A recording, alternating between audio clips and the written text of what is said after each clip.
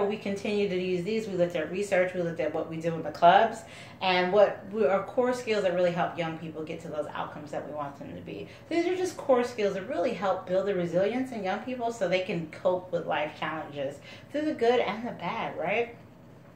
And so these SCD skills, we also found they drive these core areas that we have in our different clubs. So like financial literacy, that lives in a core area, right? Leadership is a core area, healthy lifestyles. And so if we look at financial literacy, for instance, some of those core skills in building someone who's financially literate is budgeting, saving, and debt management.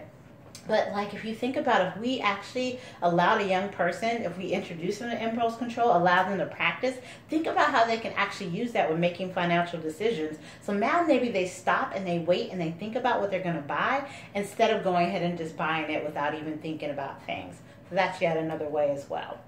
And again, with leadership, if we teach a young person empathy and allow them to have that time to think about others and think about how they react, think about how that really leverages those leadership skills as they're working with others and building conflict management, right? So building those core SAD skills that are foundational, that also helps build all these different core areas that we have in the clubs as well. And then when we do that, we do that through the club throughout the entire club day, right? So we do it, we like to think of it in two different ways. One is in explicit learning. These are taught skills. So these are clearly in our programs and things around that. We think of Smart Girls. Smart Girls is a resilience training program. So it is explicit in teaching resiliency. Versus Triple Play, you might be like, oh, I didn't know we had those SAD skills, because they're embedded within there. So they're programs that we have that they're loud and they're proud, and you know those SAD skills are right there. And there's others, like in a sports activity that you may not even think about it, but then you're like, wait a minute, you can build perseverance during sports. I just talked about that, and teamwork and goal setting and other things around that.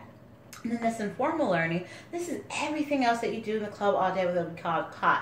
It's around the environment that you set up. It's around the way we work with young people, the opportunities that we give them. So we've been training that and really pushing that out more in program basics and our different YDIs and our club director institutes as well. So these are just those practices that we can do as adults to help young people be able to access those skills and to be able to help equip them to continue again to be the young positive people we want them to be.